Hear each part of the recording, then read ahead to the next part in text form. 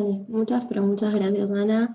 Gracias a Ana, a Lucy y a Lilian. Para mí es un placer y de verdad todo un desafío estar acá. Antes que nada, les quiero decir y empezar con el conversatorio que estoy un poco aterrada porque creo que soy la única de ciencias sociales. Así que me genera así como un poco de dolor de panza. Pero de verdad, muchísimas gracias Por por el eso es tan compromiso. importante tu aporte, Mai. Así que Es mucha gracias. confianza. Yo creo que nunca nadie confió tanto en mí así. No, no, es la falsa, es primero el síndrome de impostor y después es la falsa idea esta de que las sociales no son ciencias, ¿viste? Tenemos esa idea. Entonces, nos gusta reconocer el conocimiento que cada uno tiene y así que por eso es tan importante. Gracias de nuevo. Me No, desaparezco, pero estoy acá. muchas, pero muchas gracias a todo el equipo de Mujeres en Bioinformática porque es un placer. Y bueno, buenas tardes a todos, a todas y a todes. Esta tarde está un poco lluvioso acá. Es un placer estar aquí abriendo esta sesión y este conversatorio en la segunda edición de la conferencia de Mujeres en Bioinformática y Data Science de América Latina. Y el objetivo de la tarde es compartir algunas reflexiones en torno a los avances y también a los desafíos que existen para crear comunidades científicas más diversas. Y por más diversas nos vamos a referir a un conjunto muy amplio, un concepto muy, muy amplio de diversidad sobre el que ahora van a estar también profundizando cada una de las panelistas, que tiene que ver primero con cuestiones de género, pero también tiene que ver con cuestiones de raza, de clase, de etnia y de lugar, de este sur global que habitamos y la construcción de conocimiento científico desde este lugar situado del mundo. Me voy a presentar y para eso también voy a compartir primero el panel general y después a cada una de las panelistas invitadas que vamos a estar escuchando en breve. Mi nombre es Maylen García, soy socióloga de grado, así que por eso mi ser impostora acá, y tengo una maestría en Derechos Humanos y Democracia, y además, y por eso Ana contaba que somos un poco comunidades hermanas, soy la directora de Planificación Estratégica de Data Género, que es un observatorio de datos con perspectiva de género que creamos junto con varias colegas a partir de las ganas de generar un espacio, sobre todo, para proponer discusiones de datos y de feminismos. En la actualidad, el observatorio se estructura por dos laboratorios, uno que trabaja con cuestiones de ética y de epistemología, en una línea más académica, y otro de políticas públicas, en el que busca concretamente incidir en la forma en la que se recolectan y se producen muchos de los datos que sea tanto en cuestiones gubernamentales, es decir, datos públicos y estadísticas, como también en el sector privado y en otras organizaciones de la sociedad civil que también desarrollan sus propios relevamientos sobre datos. Y también tiene un espacio de alfabetización continua y de formación para poder conectar estos mundos que a veces parecen tan desconectados entre cuestiones muy técnicas en relación a los datos, pero también de aportes teóricos desde los feminismos para pensar en los propósitos.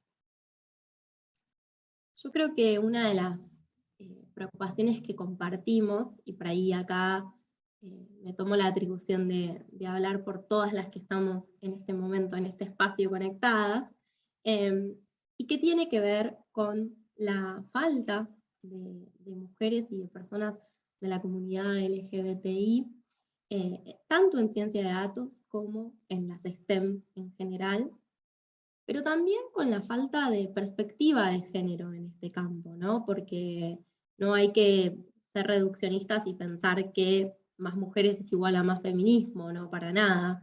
Pero sí creo que tenemos que seguir hablando y pensando y repensando los espacios y las formas y las dinámicas que se dan en los espacios que habitamos para poder avanzar hacia una igualdad más sustantiva. Así que es por eso que estoy muy, muy contenta de estar acá y de tener el placer de compartir y de escuchar, sobre todo, a las hermosas y brillantes panelistas que tenemos esta tarde. Cuando pensábamos el conversatorio junto a Ana, dialogábamos mucho sobre la producción de conocimiento científico, ¿no? Y cómo desde sus orígenes, ¿no? Pensando en el origen de las ciencias, de todas, ¿no? De las exactas y de las sociales, ha estado siempre en manos de varones blancos y del hemisferio norte, ¿no? Son las universidades del norte, son los varones los que nos introducen, nos desvelan, ¿no? La biblioteca masculinizada que hemos leído. Y yo creo que entonces, como mujeres y como también integrantes de la comunidad LGBT, como latinas y sobre todo desde el sur, queremos compartir y aprovechar esta tarde para reflexionar y conversar sobre las estrategias para abrir camino en nuestras disciplinas, puntualmente en las disciplinas que trabajan y desarrollan sus investigaciones, Patricia, Eliada y Fran, y sobre todo, en esta oportunidad también, para pensar formas teóricas, también epistemológicas, que nos ayuden a superar, ¿no?, esta pretensión universal y androcéntrica que se sigue colando. Y a veces se cuela en los espacios, a veces se cuela en las dinámicas de trabajo, con lo cual ahí tenemos muchos desafíos por delante, y para eso vamos a estar escuchando y conversando con ellas, que ahora las voy a presentar, y les voy a contar también, antes de presentarlas brevemente, que la dinámica del panel va a consistir primero en una disertación de cada una de ellas, y después vamos a pasar a la parte de las preguntas, con lo cual pueden sumar sus preguntas, como dijo Ana, tanto en Q&A como en YouTube, y yo también voy a sumar algunas de esas preguntas. Así es como vamos a estar conversando hasta máximo las 7 de la tarde, hora de Argentina. Muy bien. Bueno, voy a comenzar con Patricia Castillo Briceño, que es la primera de nuestras invitadas de hoy, nuestras panelistas. Ella es investigadora y asesora científica, es ecuatoriana, y sus investigaciones se basan en la biomedicina aplicada al estudio del efecto de las alteraciones ambientales y el cambio climático en los animales y en los ecosistemas acuáticos. Promueve la diversidad en las ciencias, la comunicación científica y la diplomacia, y la política científica. Es cofundadora de la Red Ecuatoriana de Mujeres en la Ciencia, miembro regional del AC, del Comité Ejecutivo de la Organización de Mujeres en la Ciencia para el Mundo en Desarrollo. Buenas tardes, Patricia, ¿cómo estás? Un placer estar acá con vos. Hola, muy buenas tardes. Are we going to pass in English or we will do each one in our language? En los idiomas que queramos, si quieres hablar en español, Okay. está perfecto, así que podés cambiar. Igual... Okay. Sí, mejor en español, así las intérpretes pueden traducirlo a portugués. Muchas gracias. Ok, perfecto. Bueno, primero muchas gracias por la invitación, y Maylén, qué gustoso, qué honor tenerte así de moderadora. Para mí las ciencias sociales siempre es un mundo del que sigo descubriendo, y sobre todo aspectos tan importantes que cada vez es más evidente que nos ha faltado incluir en las ciencias exactas, y que no es solo por la parte de la equidad, o lo que una vez decíamos, no es por ser buenas personas, es porque necesitamos, para que la ciencia sea de calidad, que contemos con todas estas perspectivas. Entonces, yo hoy lo que les voy a contar es, bueno, es una perspectiva también de resaltar que los datos son importantes, pero no solo los datos. Contarles un poquito de background que me había presentado Belén, y gracias por esa presentación también tan generosa. Yo vengo del área de la biología, inicialmente de biología marina, y luego me dediqué a biomedicina, que son áreas como muy experimentales, muy de laboratorio, y un poco también de trabajo de campo. Y poco a poco estuve haciendo bastante mi carrera en Europa. Y al regresar aquí a Ecuador, que llevo unos 7 años de regreso acá en mi país, sí veo también, o sea, me fue mucho más evidente la necesidad de incluir estos aspectos de la equidad, de incluir la perspectiva de género. También se han hecho mucho más públicos los estudios, por ejemplo, en el área de biomedicina, en que se veía que sí, hay un sesgo porque no es solo los investigadores que mayoritariamente colegas hombres hacen la ciencia, sino que además incluso en sujetos de estudio teníamos este sesgo, lo cual tiene pues un impacto súper fuerte luego cuando vemos los temas de salud, ya que gran parte de la medicina y la biología que conocemos no está basada en una visión realmente de lo que ocurre en las especies, sino mayoritariamente en los machos de la mayoría de las especies. Y eso también pues lleva a un sesgo. Con este antecedente, más que nada, es decirles eso, el hablar de los datos de la ciencia, pero presentar esta perspectiva de que no es solo que nos faltan datos sobre la participación de mujeres o que hay que evidenciar este sesgo, sino que hay que ir más allá hacia la parte de la concienciación, la sensibilización, lo que creo que deberíamos considerar este capacity building o la construcción de capacidades en equidad. Esta parte por el un lado, así como visión macro. El segundo punto en este sentido, lo que mencionabas de la interseccionalidad, que va por la parte de las minorías, va la parte étnica, y también en las consideraciones, por ejemplo, en países como Ecuador, nosotros cuando hacemos los análisis en los indicadores macro que usan el Banco Mundial, incluso muchas veces Naciones Unidas, estaríamos entre los países de ingreso mediano y estamos en teoría en un avance mediano, también a nivel de ciencias. Sin embargo, cuando nosotros analizamos con las investigadoras, con quienes están haciendo la ciencia localmente, no es la realidad que se vive. Y no es la realidad que se vive tampoco cuando hablamos, por ejemplo, ya de las minorías. Nosotros somos un país con varias nacionalidades de los pueblos originarios, además de una mayoría mestiza, una mitad demográficamente, aproximadamente mitad y mitad hombres, mujeres. Hay muy pocos datos con respecto a las otras perspectivas de género en la diversidad del espectro de género, también es importante señalarlo, y que no se consideran realmente. Entonces, por ejemplo, esto viene a ser una reflexión no solo por el marco nacional, sino también el regional y muchas veces del cómo se distribuyen los fondos de cooperación, por ejemplo, internacionalmente, en que se ponen en estos macroindicadores en los países como que no van a requerir fondos, sin considerar que hay minorías que aún no están teniéndose en este nivel del promedio. Y ese es el otro problema, con los datos tendemos a manejarlos en los promedios y olvidándonos a veces de pues, que hay personas detrás de ellos y los individuos, no todo el mundo entra en los rangos de la parte media, ¿no?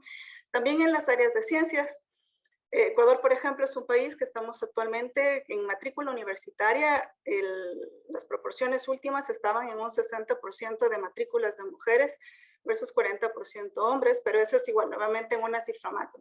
Cuando lo desglosa, ves que la mayoría en realidad corresponden a áreas de salud o educación, que vienen a ser profesiones con más roles de cuidado, y van disminuyendo mientras más estamos en las otras áreas de ciencias, por ejemplo, en las áreas de informática y también en las ciencias marinas o oceanográficas.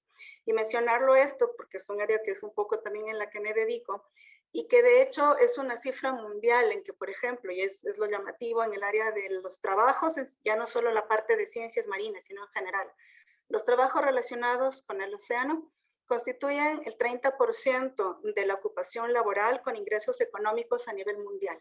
Sin embargo, de ese 30%, apenas un 2% son ocupados por mujeres. Entonces, ya estamos empezando a ver estos sesgos marcados también en acceso ya a la parte de ingresos económicos. Esto sin contar que particularmente en actividades relacionadas como el océano, como son acuaculturas y pesquerías, vamos a encontrar que hay participación de mujeres, pero con actividades laborales que no son remuneradas. Entonces, son toda esta parte de la interseccionalidad que habría que trabajarla.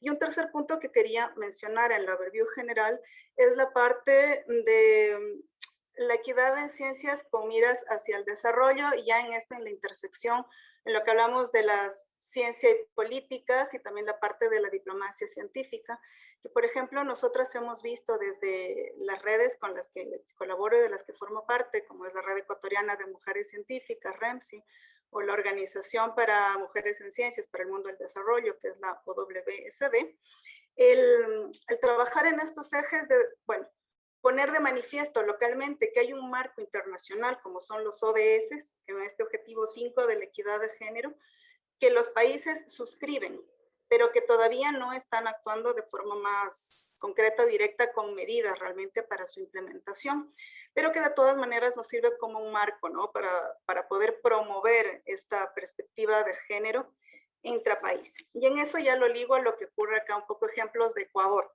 Nosotros les voy a mencionar tres ejemplos. Por el un lado es la parte de regulaciones. Ecuador tuvo por unos 5 o 6 años aproximadamente una normativa que regulaba la calidad de las universidades e instituciones de educación superior, incluyendo indicadores de género. Uno de esos estaban sobre los porcentajes de directivos y también la proporción de docentes. El rango que establecían es que debía ser entre un 30 y un 70%. Es decir, que estábamos en una situación país que llegar al mínimo de un 30% era un avance. De hecho, se logró. Pero esa normativa no está vigente y ahí es cuando para mí vienen, no son solo los datos, tampoco son solo las políticas públicas lo que necesitamos. Porque estos procesos, al ser puestos esta relación de arriba hacia abajo, encontramos que se pierden ya cuando no hay, en este caso en particular de la normativa, iba ligada a categorías en que se ubicaban en las universidades y eso tenía una relación con respecto a los presupuestos asignados en el caso de las universidades públicas. El momento en que desaparece esta regulación, empezamos a ver también cómo se ven afectadas esas proporciones. Y esto también se resaltó en el segundo punto de lo que quería mencionar de Ecuador, con respecto a cómo ha impactado a las académicas la pandemia de una forma más fuerte que lo que ha sido a los pares hombres. Entonces, de hecho, recientemente salió un estudio de Silvana Tapia y su equipo, que hacían una evaluación entre las académicas en Ecuador y ya las cifras son alarmantes. Por ejemplo, hablamos de cerca de la mitad, un poco más en realidad, de las académicas vieron una reducción en su salario. Sumado a eso están situaciones de inestabilidad. Muchas personas que estaban académicas, docentes, investigadoras por contrato, pues vieron terminados sus contratos o reducidos en el número de horas que se les cubre. Y asimismo, en todos los casos, o en la gran mayoría, más del 70%, se ve una reducción en las horas de investigación. Entonces, sumándose otros tipos de carga horaria. Y el último punto que quería resaltar en esto es porque no todo es tampoco un impacto negativo, ¿no? Sí quería resaltar también algo que sí se ha visto a nivel de Ecuador y lo vemos a nivel de América Latina en los diferentes espacios, incluyendo en el de OWSD, es este aumento del trabajo en redes de mujeres científicas y académicas y también esta mayor integración entre las diferentes áreas de conocimiento, ya no solo dentro del área STEM, sino también tenemos estas interacciones ya entre las ciencias en el sentido amplio, incluyendo las ciencias sociales y las exactas. Y que ha sido también, es como de alguna manera un proceso de empoderamiento que sí se ha visto fortalecido por la pandemia. Algunos de los estudios sugieren que justamente por la facilidad que ha dado la virtualidad, o sea, en medio de las dificultades, sí ha facilitado conectar, por ejemplo, a través de los países. Entonces, para cerrar, solo resaltar esta idea de ir más allá de los datos, de exigir no solo las investigaciones que evidencian un problema que hay todavía de inequidad de género, sino ir hacia este trabajo más profundo. Un poco pensemos lo que pasa con el cambio climático. Las investigaciones de cambio climático, los datos, existen hace décadas. Y sin embargo teníamos un proceso de negación. Entonces es la clara evidencia de que no basta solo con los datos, solo la ciencia que los sustenta y respalda, sino que hace falta acciones adicionales. Sí pensar que la idea es no llegar a este punto como estamos, que con el cambio climático empiezan a haber acciones ya más claras a partir de que tenemos los desastres naturales alrededor del mundo. Lo ideal sería no llegar a ese punto de quiebre en los aspectos de equidad de género y sobre todo el promover, o sea, si esta equidad, más aún en países como los nuestros en América Latina, que no nos podemos permitir el no avanzar en ciencias y no podemos avanzar lo suficientemente rápido si no contamos con todos los cerebros y todas las manos para conseguir este trabajo hecho. Un poco de llevar así a la práctica el de nada sobre nosotras sin nosotras. Muchas gracias. No, muchísimas gracias a vos, Patricia. Me anoté algunas cuestiones para que después conversemos sobre tu presentación, pero ahora vamos a seguir con Fran de Castro Bubani.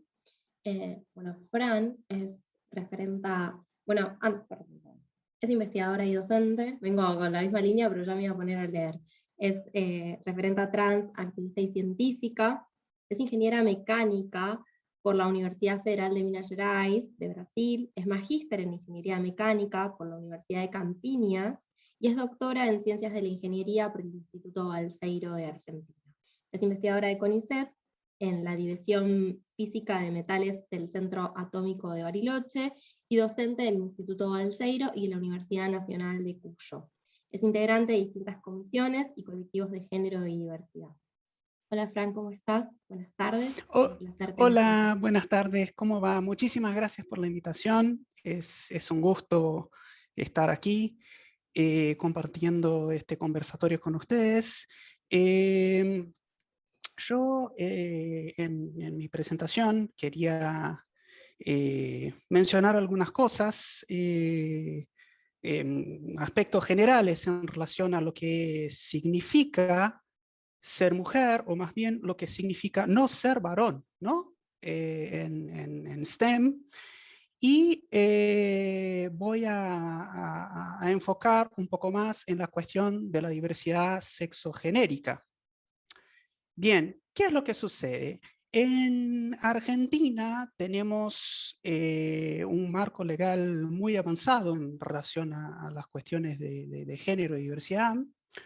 Hay que recordar acá que en Argentina es uno de los primeros países que reconoce un género no binario en el documento, y eso hace muy poco tiempo que es así. Tenemos ahora 3 opciones en nuestros documentos nacionales de identidad: varón, mujer o la X. Y con eso se rompe el binarismo, ¿no? Y se da un paso muy importante hacia lo que es el posgénero. Pero bueno, aún con todos los avances que tenemos en Argentina, lo que vemos es que los mismos problemas que hay en otros países del mundo se repiten acá. Entonces, por ejemplo, miremos el CONICET, que es nuestra principal institución de investigación. En el CONICET hay más investigadoras, mujeres, que investigadores, varones. Sin embargo, cuando hacemos un corte por jerarquía, vemos que las mujeres están en los niveles más bajos de la jerarquía. Y los varones, por supuesto, ocupan puestos jerárquicos más altos y tienen la gran mayoría en lo que es la dirección de institutos y etcétera, ¿no? En otras instituciones científico-tecnológicas en nuestro país sucede exactamente lo mismo, y en algunos casos puntuales directamente no hay mujeres en cargos jerárquicos. Entonces, pese a todos nuestros avances en el andamiaje legal, queda muchísimo por hacer en relación a las cuestiones de género. Ahora bien, ¿qué pasa cuando empezamos a incluir a la diversidad sexogenérica?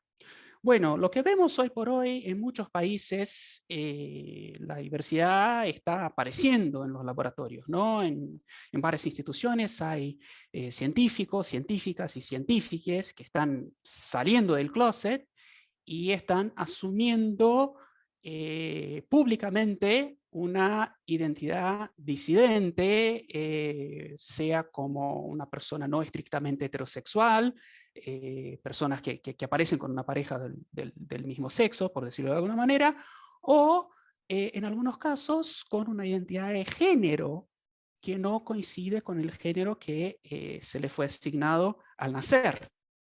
Están apareciendo cada vez más en el ámbito científico personas trans.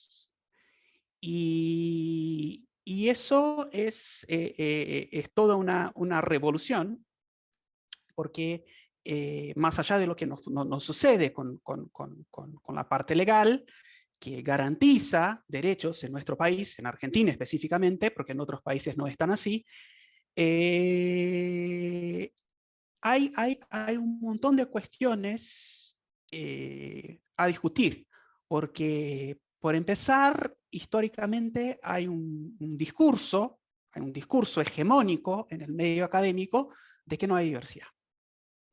Está bien de que en el medio científico-tecnológico no hay personas, todas las personas son estrictamente heterosexuales y no hay personas trans, y no hay personas no binarias o no binarias. Eso por supuesto que es una falacia, pero para algunas personas es traumático darse cuenta de que su colega de trabajo por ahí no es cisgénero, es una persona por ahí transgénero, o que no es estrictamente heterosexual.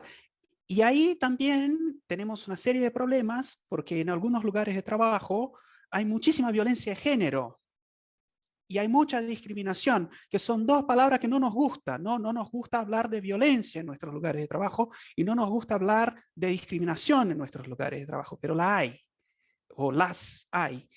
Entonces, esas cosas están sucediendo, está cada vez más visible la diversidad sexogenérica, y es muy importante crear espacios habitables por la diversidad.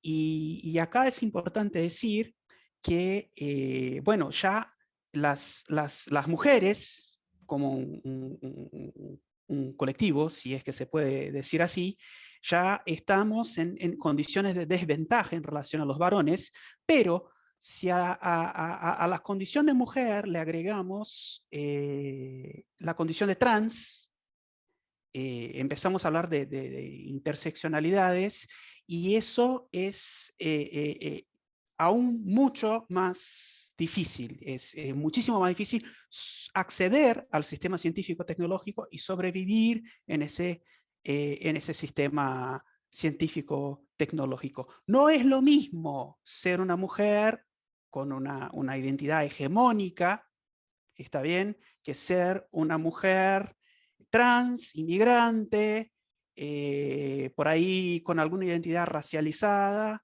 que va a estar en condiciones de desventaja. Así que los datos son muy pocos, hay poquísimos estudios sobre lo que le sucede a la diversidad sexogenérica en el sistema científico, pero bueno, está abierta la discusión, y yo quiero compartir algunas diapositivas. Ya están compartiendo la pantalla, no sé si pueden poner mis diapositivas ahí, o si comparto yo. Deberías poder, perdón, Fran, me metí. Deberías poder. ¿Querés probar? A ver. Ahí se ve. Ah, sí, vemos Ahí, el Zoom. ahí se ve. Ahí va, ahí está. Ahí se ve. ¿Se ve mi presentación? Sí. Bien.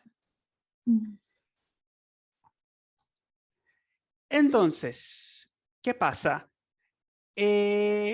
Para mí el principal problema en relación a la inclusión de la diversidad sexogenérica es el negacionismo.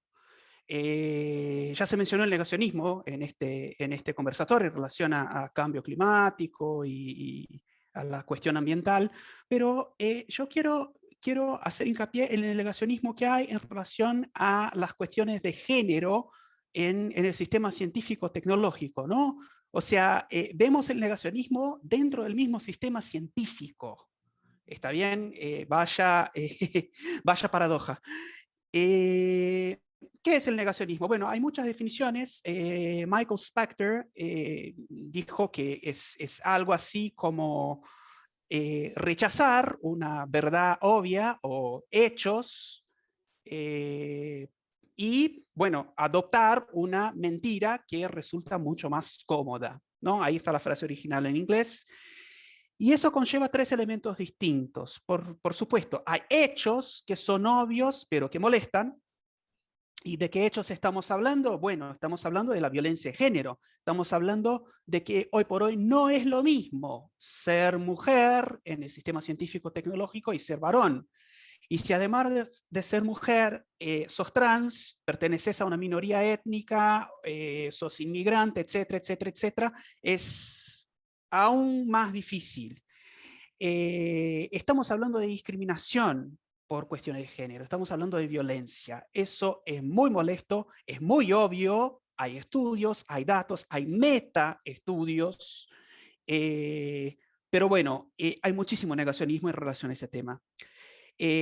Mentiras. Las mentiras que se sostienen son cómodas y convenientes. ¿Cuáles son las mentiras? Bueno, la meritocracia. La meritocracia en el sistema científico es la gran falacia fundacional de nuestro sistema de evaluación. No hay meritocracia posible cuando las personas que nos evalúan nos discriminan. ¿Está bien?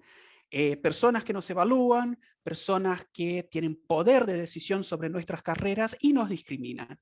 Entonces caemos en esas situaciones en que vemos, y eso pasa un montón de veces, mujeres con los mismos antecedentes o con mejores antecedentes que varones pierden una promoción, ¿no? La persona que gana la promoción es el varón, porque es varón, y la mujer que tiene mejores antecedentes por ahí no puede acceder a cargos más altos. Eso genera una serie de cuestiones nefastas y consecuencias muy duras para nuestro desarrollo profesional.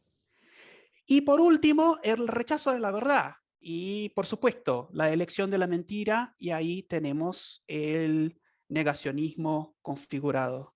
Y para terminar mi charla,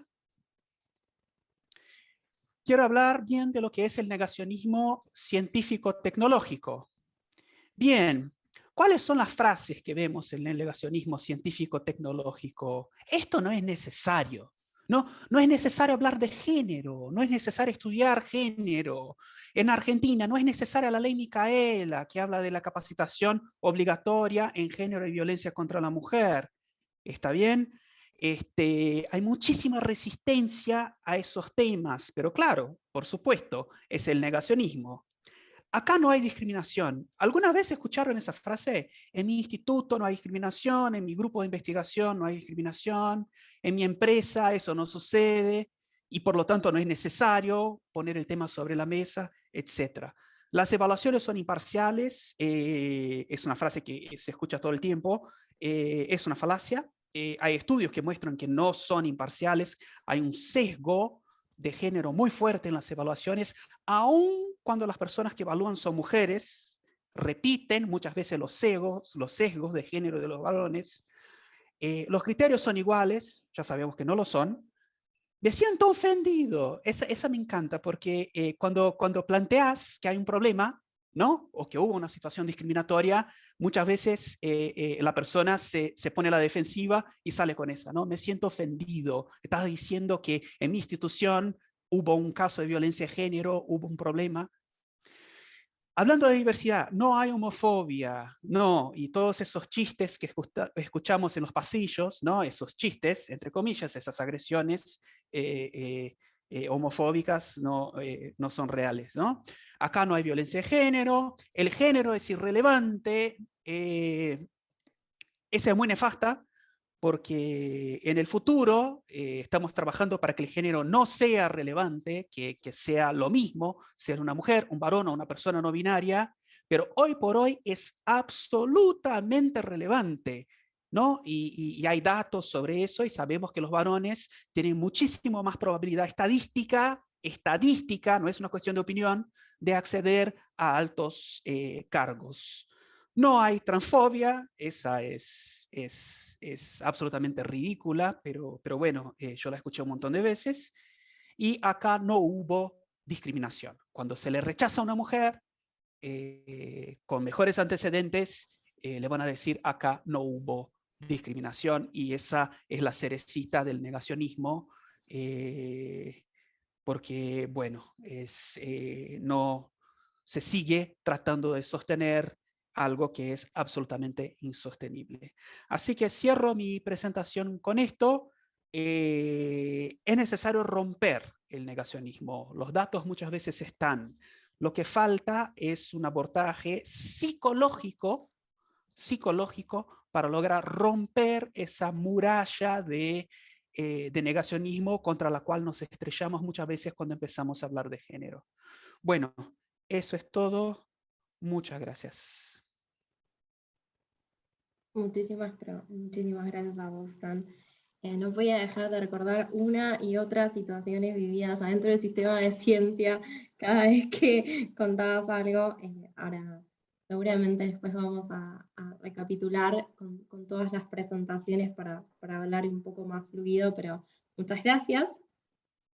Y ahora por último voy a presentar a Eliade Lima. Denme un segundo que yo voy a volver a compartir. Así. Ahí la están viendo, ¿no? Sí. Perfecto. Bueno, Eliade es doctora y postdoctora en astrofísica y es profesora en ciencias naturales de la Universidad Federal do Pampa, que es brasilera.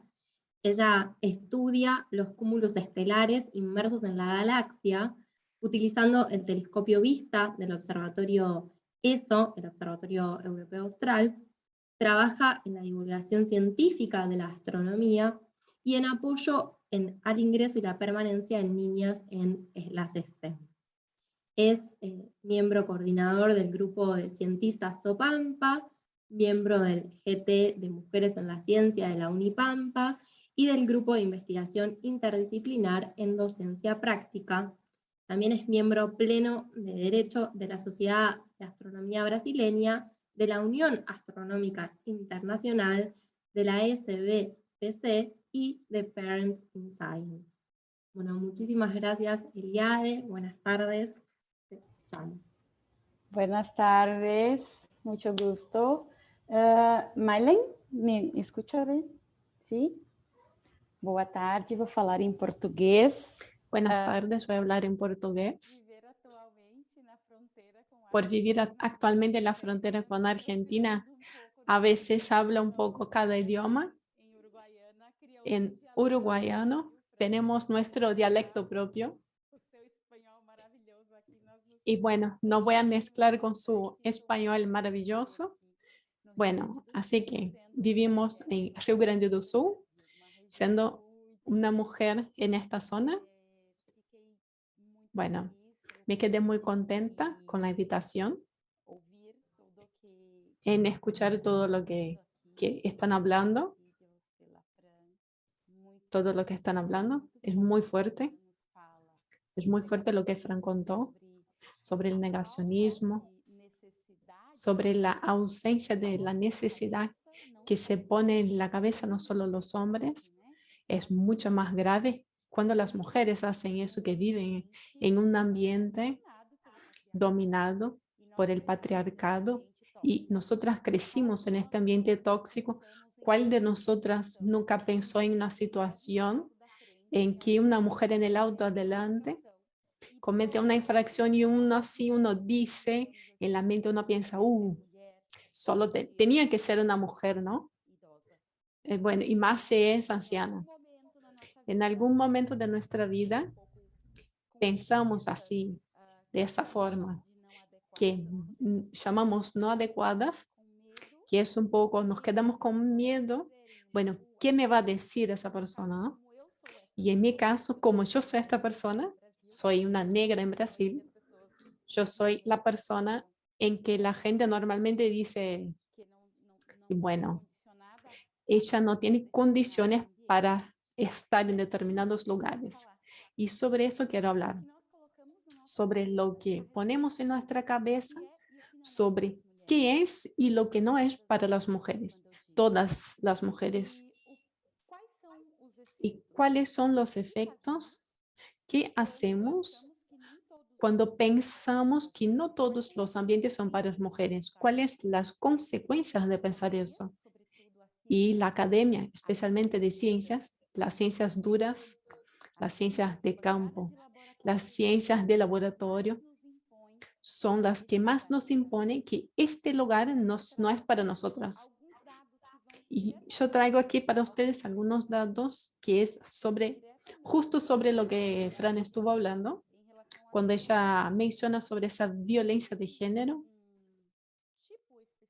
Y hay un tipo específico de violencia de género a la cual me dedico hace algunos años en Brasil, que es el acoso sexual o el acoso moral. Y en especial hoy quiero hablar sobre qué sería ese acoso sexual. Vamos a hablar un poco sobre eso, pero dentro de esas diversas violencias de género que las mujeres enfrentan en los ambientes académicos, el acoso sexual o moral es uno de los peores, los más fuertes. Y vengo trabajando con eso hace por lo menos 5 años en Brasil, en la Universidad del Pampa, que hay un grupo de mujeres que van a las escuelas y otros ambientes para hablar de eso, para adolescentes, niños, para la población general. También soy parte del grupo Parity in Science, que tiene datos sobre lo que ya fue hablado, especialmente sobre la pandemia. Las mujeres son las que más sintieron ese efecto de la pandemia en los ambientes académicos.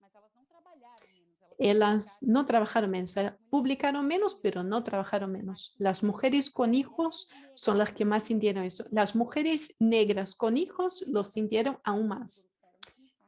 Entonces, eso que estamos ahí en el grupo Parenting Science, hablamos, y en el grupo da Unipampa, estamos intentando lanzar, hacer un llamado de grupos que apoyen a mujeres para intentar disminuir esa diferencia que los hombres cuando tienen hijos siguen trabajando y nosotras mujeres con los hijos que pensamos que, o personas que necesitan cuidados en casa con los papás, los abuelos, y intentamos hacer las dos cosas y tenemos mucho más trabajo.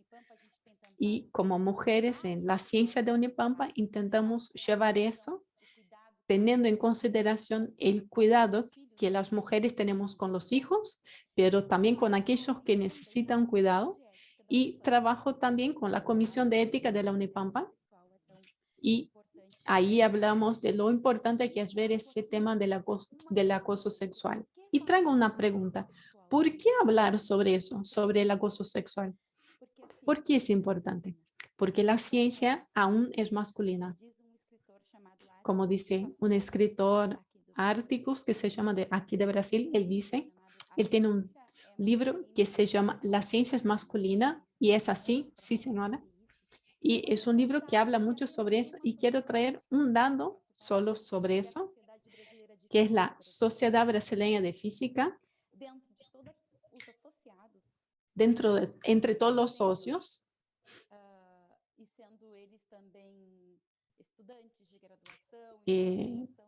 estudiantes de grado y posgrado, o sea, toda la academia, el conjunto de la academia, 68% son hombres en física. Y eso se refleja en biología, en algunos sectores, porque biología en Brasil es más femenina, pero cuando ves los cargos en los espacios de poder, la mayoría son hombres. Pero esa ciencia no es solo masculina, eso es solo un detalle. Ella también es blanca. Mire, de entre toda la academia de física, aquí tenemos 68% de personas blancas y apenas 8% de negros. Yo soy parte de ese grupo de 8%. Y además, ¿por qué hablar de eso? Tenemos también que pensar que cuando hablamos de un ámbito solo masculino, hay que hablar de esas violencias de género, como Fran estuvo hablando, y quiero traer algunos datos de Brasil y después vamos a otros lugares. En Brasil, 5 de cada 10 adolescentes y jóvenes mujeres ya sufrieron acoso sexual. 5 de cada 10. 56% de estas mujeres entre 16 y 24 años es la edad en que hay más acoso sexual en todos los ámbitos. cuando observamos esos ambientes, por lo general en el ambiente de trabajo y 10% en la escuela. Pero en la escuela es posible que ese número sea mucho mayor porque infelizmente, las chicas hablan, se callan y no saben qué es lo que les está pasando, entonces no hablan. Además, son influenciadas para no hablar. Entonces, posiblemente el número sea mucho mayor que este.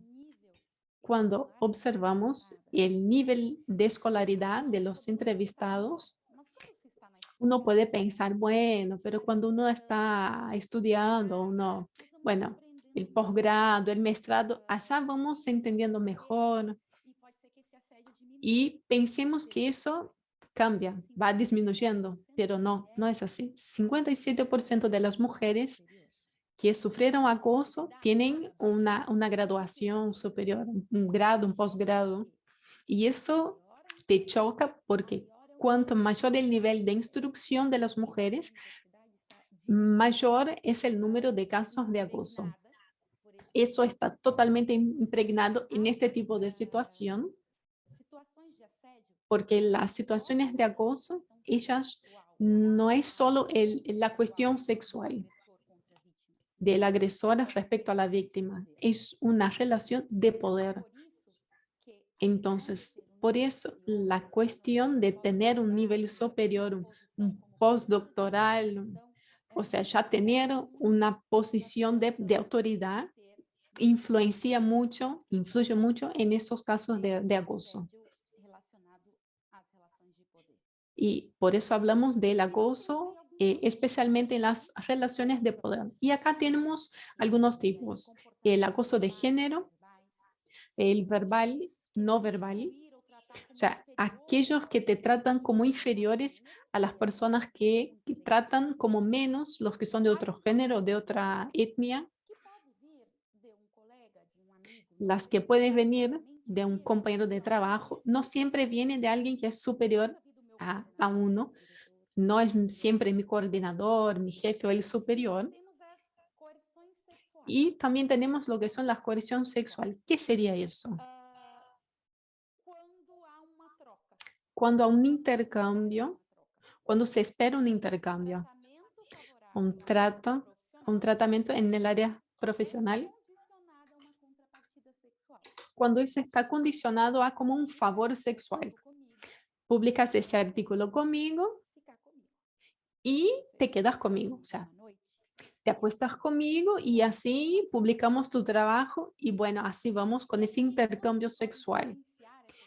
Y las condiciones que pueden silenciar a las personas son porque nosotros pensamos que no hay, no tenemos, no sabemos cuántos casos existen realmente en las universidades, porque la dependencia de los orientadores y mentores es mayor. Entonces, o cogen en el doctorado, porque esa persona que fue asediada y ya tiene miedo de denunciar porque depende del otro que le está orientando. Y eso partiendo del sistema de meritocracia, que no importa mucho lo que tú haces, sino que es porque el que sufre asedio moral o por sexual o por la etnia, esta persona empieza a bajar su productividad y eso no se observa. O sea, nosotros no tenemos la cultura de prestar la atención a eso, de ver que esa persona empezó a bajar su producción, deja de... Y como tenemos esa cultura machista en algunas áreas del conocimiento, y ahí vamos para informática, tecnología, ciencias exactas, las áreas STEAM, una red de comunicación informal, que bueno, todo lo que son chismes, vuela, hablan. Entonces es como que, ay, te enteraste, viste que esta alumna salió con el profesor, se acuesta con él y ese chisme hace con que esa red es mucho más fuerte que la iniciativa de la víctima en denunciar. ¿Y qué es lo que potencializa eso? Cuando ese ambiente es tradicionalmente tolerante a ese acoso y por lo general es una red. Entonces, el mismo departamento, todos del equipo, del grupo saben quién es la persona, pero nadie habla, nadie dice, o sea, todos son coniventes con lo que pasa. Y la mayoría mujeres. Y eso hace con que esa presencia en menor número no las ponga en cargos de autoridad o de poder. Porque cuando esa estructura jerárquica crea situaciones de que esas reglas en el departamento hacen con que estos alumnos y alumnas sean dependientes de sus orientadores o dentro de la institución esas reglas de departamentos. Y cuando esas políticas chocan con un asedio, entonces no se habla de eso. Pero eso no se considera que la que hizo la denuncia puede ser expuesta, porque los que tienen acceso a las denuncias son los mismos profesores. Entonces, eso potencializa una situación de acoso y de las instituciones e institutos en general. Cuando los que dirigen esas instituciones saben lo que pasa, pero no condenan eso, no hacen nada para cortar con eso. Prefieren entonces callar, silenciar o mirar a otro lado. Y en Brasil, la nuestra es la que más habla, digamos, de eso. En Brasil tenemos un punto que agrava todo esto es que la cultura brasileña de que las mujeres brasileñas son más sensuales, más liberales. O sea, lo que hablan de las mujeres latinas, siempre hay un comentario de que las mujeres latinas, bueno, son. O sea, siempre es la mujer que pide que le acosen. Y en los países latinos, o sea, es como que los hombres tienen el permiso para hacer eso porque la mujer está esperando que él le diga algo. Entonces, siempre eso favorece esa dualidad de lo que es el acoso o qué es el acoso y qué es el interés que el otro puede tener en una mujer. Entonces, existe un aprovechar de esa situación cultural para pasar a un nivel de acoso, digamos. Y otros datos más, el 56% de las alumnas de grado posgrado dicen que ya sufrieron acoso por parte de profesores, estudiantes o del equipo de administración. Y eso en 2015. Y muchos no hablan de todo eso. Hay algunos reportajes en Brasil de profesores, investigadores, alumnos que hablan de eso. Y una de las que estuvo aquí con nosotros el año pasado es una de las que más participa en las redes, en los periódicos, para hablar de que el acoso sexual es muy común en Brasil, en las universidades de Brasil. Bueno, este es un reportaje que habla directamente sobre por qué elegí hablar de eso. Ese es un reportaje que salió en la revista Galileo, que es muy común en Brasil, muy conocida, que habla de la lucha de las mujeres científicas. Ellas tienen que producir mucho más para llegar a cierto nivel. En este reportaje está mi trabajo, porque es la historia de 4 investigadoras y yo soy una.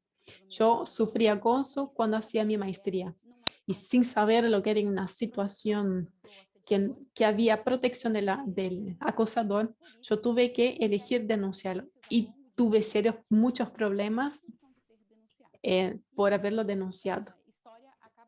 Mi historia termina por salir en 2015. El hecho sobre el acoso que yo viví. Y entonces ahí él pasó a acosarme, a mentir. Yo tuve que vivir muchos años viviendo de esa situación, de ser, en vez de ser la víctima, siempre tenía que estar defendiéndome.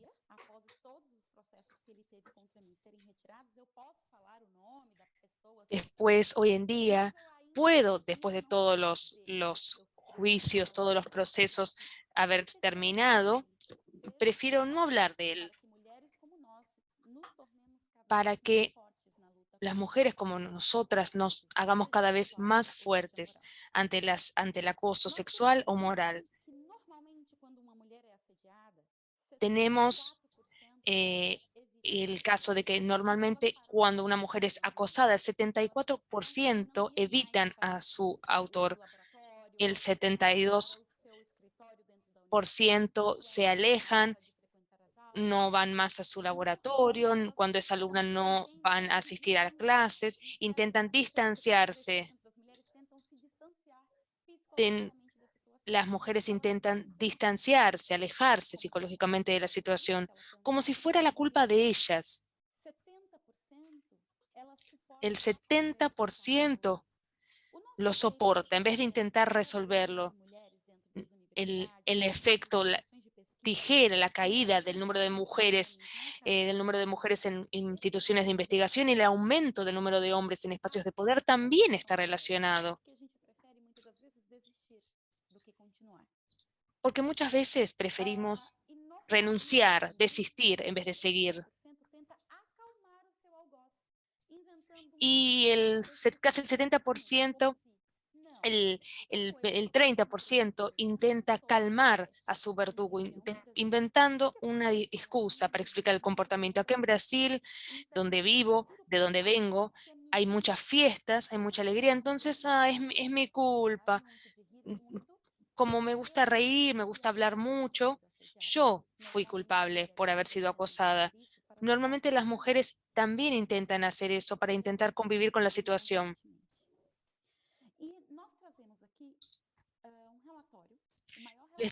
Les traje un informe, el mayor informe sobre acoso sexual ya realizado por la academia, por las Academias de Ciencia, Ingeniería y Medicina de Estados Unidos. Son 311 páginas de un informe, resultado de 2 años de trabajo con un comité de 20 especialistas en los que investigaron 36 universidades de Texas y Pensilvania. Los resultados es el informe más grande hecho hasta ahora. En Estados Unidos, los empleados de instituciones académicas tienen la segunda mayor tasa de acoso sexual, 58%. Solamente están debajo de los militares. En las ciencias, ingeniería, medicina, alumnas y profesores y profesoras ya sufrieron, más de la mitad de ellas, algún tipo de acoso. Todos los estados terminan teniendo eso. Acosos laboral, sexual, de profesores contra mujeres. Porque en función del hecho de pensar, no me gusta trabajar con mujeres, tienen hijos, entonces las mujeres terminan cometiendo acoso moral y de género contra las propias mujeres. El desprecio, el menosprecio profesional, personal, durante su formación, en el ejercicio de la profesión, todo eso se caracteriza por el tipo de acoso que más de la mitad de las mujeres de ciencia, ingeniería y medicina en las academias de Estados Unidos ya pasaron. Entonces, las mujeres que pertenecen a los colectivos LGTBI o de raza negra son los objetivos más habituales que cualquier mujer blanca y heterosexual. Esto duele porque conozco personas así. Yo soy una mujer negra, sé lo que estoy haciendo, sé de lo que estoy hablando. Fran también, que es una mujer transexual. Todas acá sabemos de lo que estamos hablando. En 2018 se investigaron 24 casos de acoso que involucraban a líderes de proyectos financiados por los Institutos Nacionales de Salud de Estados Unidos, 14 investigadores principales vinculados a los principales laboratorios y universidades fueron distanciados, 21 investigadores fueron castigados. Esto fue después de este gran informe. Entonces tenemos la necesidad de que cada país, junto con sus instituciones de investigación, haga ese relevamiento. No es una particularidad de Estados Unidos. ¿Qué podemos hacer? ¿Por qué yo actúo en el grupo de científicas de Pampa, de la universidad, en el grupo de trabajo de Mujeres en Ciencia? Crear medidas explícitas para incentivar la equidad de género en contrataciones, en ascensos, aumentando la representación de mujeres. Tenemos que tener en cuenta la maternidad cuando se haga un concurso, una progresión en la carrera. Eso se tiene que observar, si no, cada vez vamos a tener menos mujeres. Necesitamos desarrollar políticas para enfrentar de modo específico, el modo específico en que pasa el acoso de género. Y tenemos que impedir que las mujeres sean tratadas como inferiores. Necesitamos involucrar a los líderes de las instituciones para enfrentar la cultura del acoso, no solamente crear políticas formales. Nosotros tenemos que involucrar a las personas que tengan fuerza y determinar cuáles son los comportamientos inaceptables y divulgarlos de manera transparente. Hay otras medidas, las voy a dejar a después, y les muestro que no solo la ciencia, sino la civilización y toda producción intelectual es masculina. Por lo tanto, no es posible desconstruir en un espacio de 2 o 3 generaciones prejuicios milenarios. Nosotros estamos acá para hacerlo. Era eso. Muchas gracias. Muchísimas gracias a las tres. Me quedé en la versión de portugués. Quiero que sepan que fue como que me escuché en portugués y fue gracioso.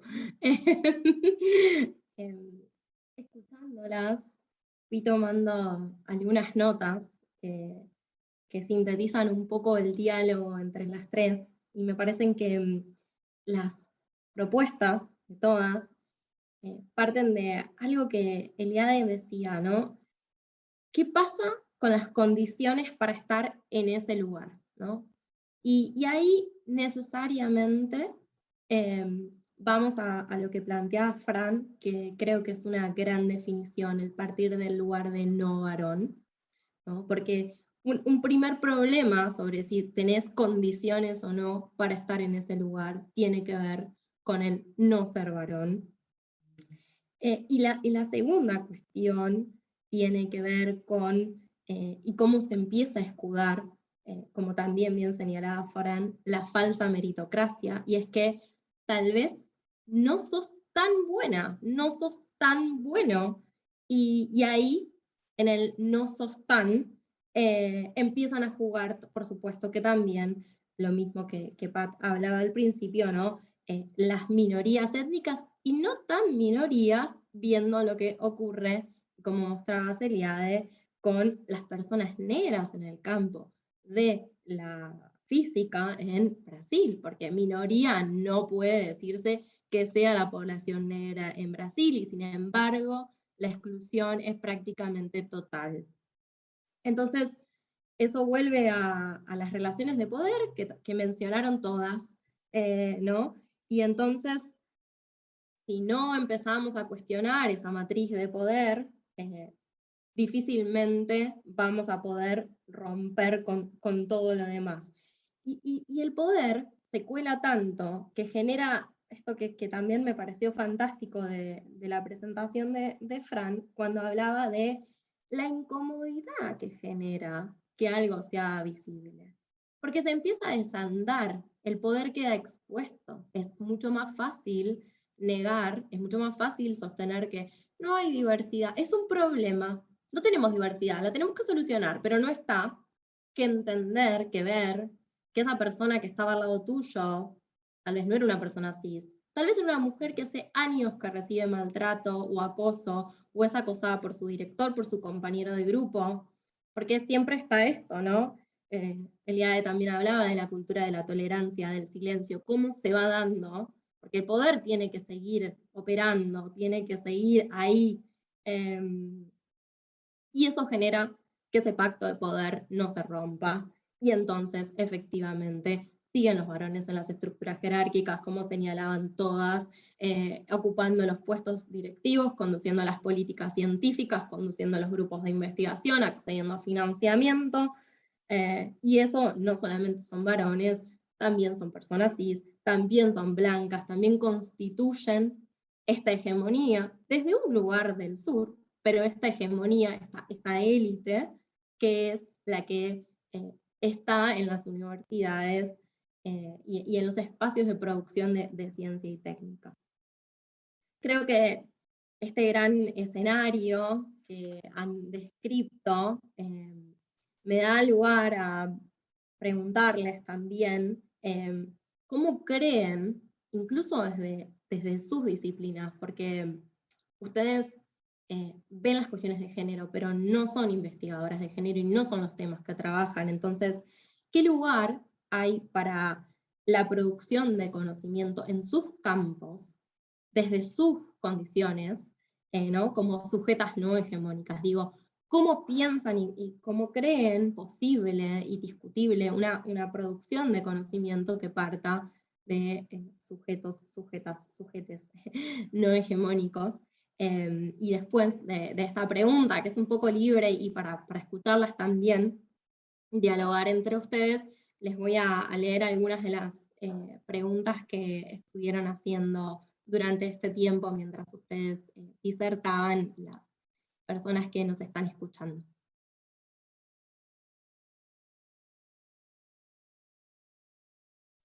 Comience la que quiera.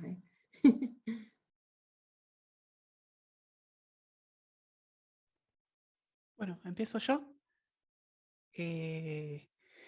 Quería decir, bueno, yo hago investigación en ingeniería de materiales.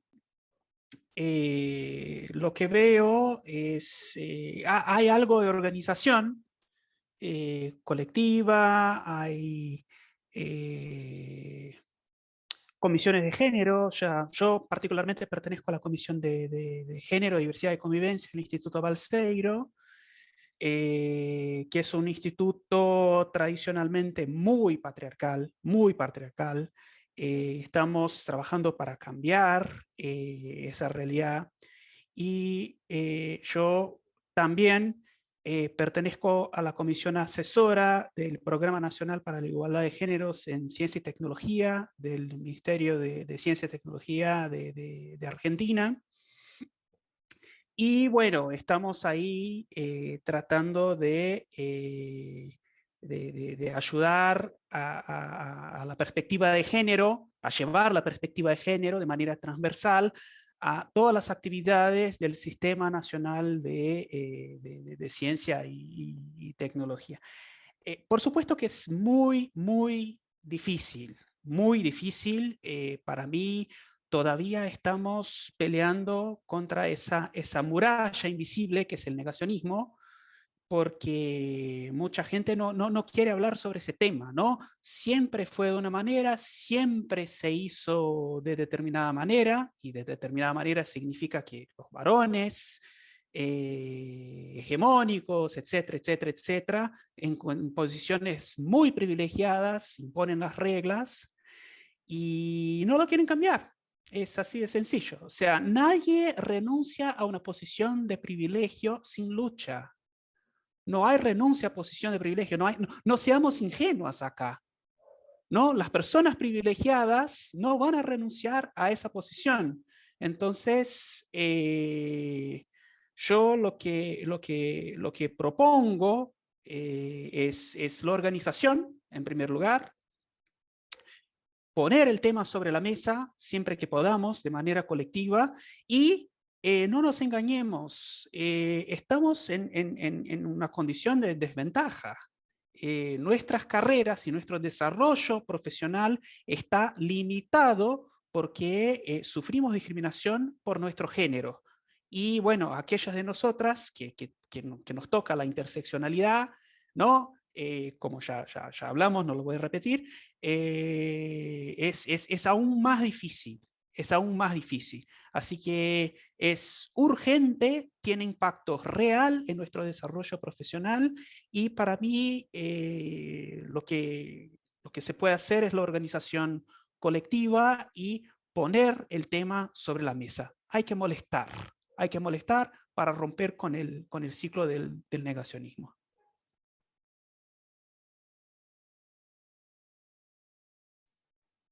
Continúo yo. O sea, totalmente de acuerdo. En el caso de las instituciones donde yo colaboro, de hecho, no hay una instancia que esté tratando los asuntos de género. A lo sumo hay una oficina, por ejemplo, de inclusión, pero que está prácticamente exclusivamente enfocada en los aspectos de discapacidades físicas. Y esa es uno, o sea, todavía hay mucho por trabajar. Hay pocas universidades en Ecuador, de hecho, diría, que tienen estos observatorios o realmente una instancia donde acudir. Y en las pocas que lo tienen, de todas maneras, no existe aún esta confianza, justo por lo que se mencionaba antes, ¿no? Esto de que muchas veces las denuncias se hacen o se tienen que hacer en las mismas instancias que son de este colectivo, pues ya más hegemónico, que ha estado en la posición de privilegio y que de hecho y también por percepción no se animan a hacer estas denuncias.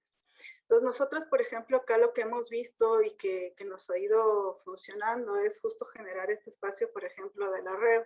Una de las cuestiones que se propuso desde REMSI es que cada una está allí como investigadora, pero independiente, no ligada ni teniendo que responder a su universidad ni a la institución a la que pertenece, justo porque vimos que desde las mismas instituciones no había este interés, meramente es esta cuestión o sea, uno puede plantear el problema, pero no había una apertura de decir reconocemos, evidentemente no se da esta situación.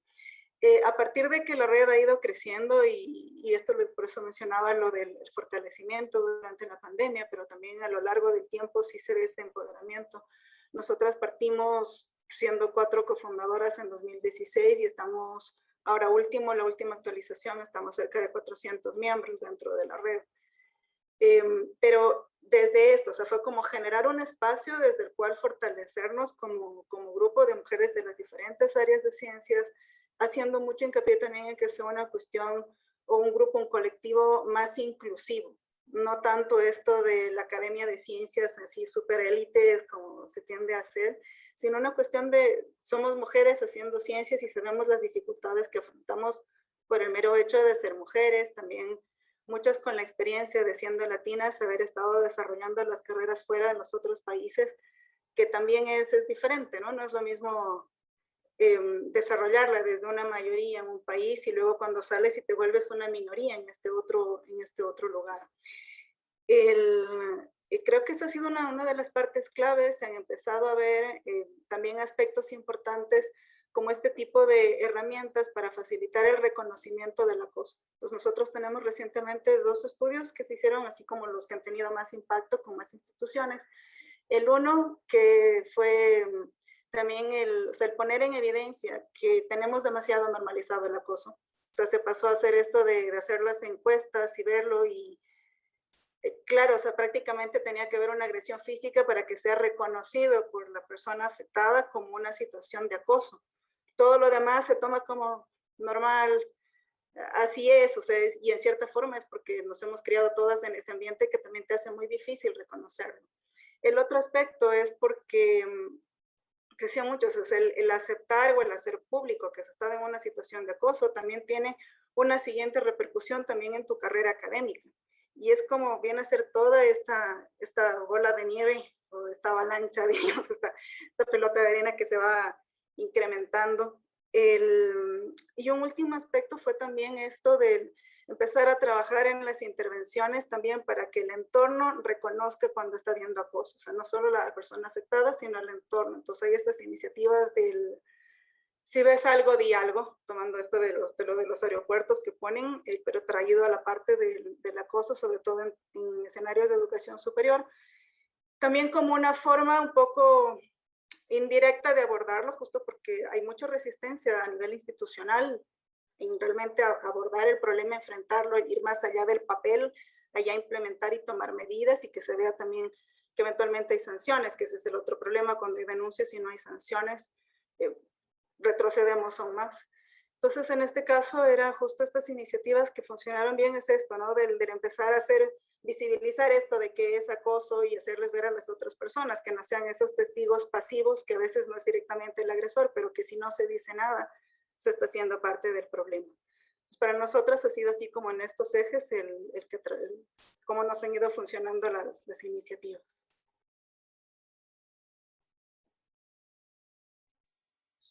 Tive que mudar meu aparelho. Conseguem me ouvir bem? Sim? Fiquei Tuve sem que cambiar mi aparato. ¿Me escuchan bien? Bueno, aquí en Brasil yo tengo visto, voy a intentar pensar afuera de la burbuja. En mi entorno hay muchas mujeres que están trabajando en las cuestiones de género, pero yo creo que necesitamos hacer es que, bueno, lo que dijeron de poner, poner el tema sobre la mesa y ahora hablar. ¿Por qué no se habla sobre eso? Sí. ¿Por qué voy a hablar si tengo que sufrir una agresión física para hacerlo? Prácticamente, ¿no? Entonces, aquí lo que intentamos hacer ahora es crear redes, pero esas redes, ellas no pueden involucrar apenas las pequeñas hormiguitas que trabajan así, haciendo cada cual su parte pesada, pero necesitamos las hormigas reinas. Entonces, hay una necesidad de la creación de redes en las instituciones. Por ejemplo, está el departamento de física que solo tiene una profesora. Ella no tiene cómo crear esa red dentro de su departamento. Pero ahora hay muchos grupos, mujeres en las ciencias dentro de todas las universidades. En todas las universidades nacionales de Brasil hay por lo menos un grupo de mujeres en la ciencia. Y estos grupos, como dice en la frase, esos son los que molestan, son los que hacen ruido. Entonces, aquí tenemos visto la institucionalización de los grupos. Grupos de mujeres de las ciencias conectados a la dirección de departamentos, conectados a altas instancias, para que a partir de ahí empezar con esas reglas, bueno, a ver cómo hacemos, ¿no? Para empezar a cobrar que las denuncias de acoso lleguen a los sectores distintos de los sectores donde nadie va a hacer nada. O sea que en el momento lo que pasa es esto, llega la denuncia y la denuncia desaparece. Entonces, el que hace la denuncia es el grupo que recibe la denuncia, siempre es el mismo donde están los acosadores. Entonces no se hace nada. Entonces las mujeres lo que tienen que hacer es unirse. Hay grupos de 500 mujeres cientistas o mujeres en la ciencia, como tenemos acá en la Unipampa. Estas personas tienen que molestar, tienen que hacer ruido para que las reglas empiecen a cambiar. No podemos esperar que las reglas vengan desde arriba para abajo, porque esos espacios están ocupados por hombres. Entonces, lo que tenemos que hacer es molestar donde estamos para que las relaciones sean insoportables de abajo para arriba. Las redes de mujeres y hombres que simpatizan con nuestra causa, empezar ahí en su oficina, en su departamento, para que eso llegue a los escalones más altos. Esa es una experiencia que tengo, porque yo esperé mucho tiempo para que eso llegara.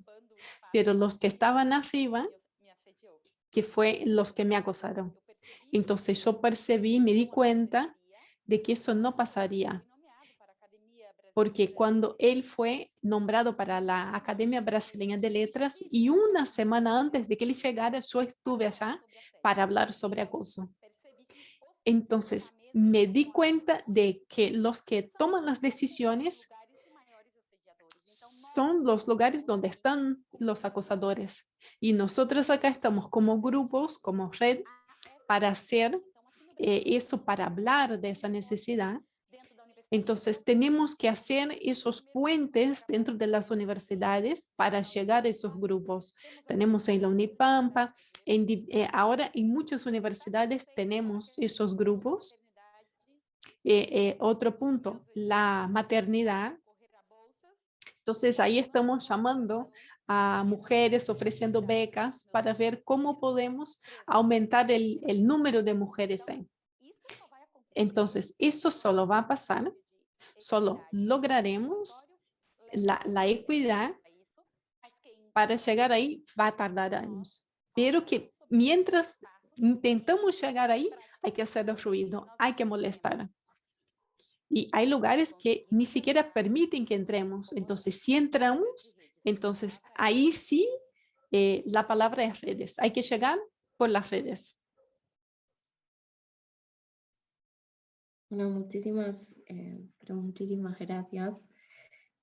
Yo, antes de seguirles leyendo las preguntas, voy a hacer un paréntesis de mi disciplina, porque soy socióloga, así que como dije, yo no puedo no pensar desde lo colectivo para transformar la realidad, y no puedo no pensar en el conflicto como algo muy constitutivo, y como el conflicto en relación siempre está en discusión al espacio o al lugar de poder, ¿no?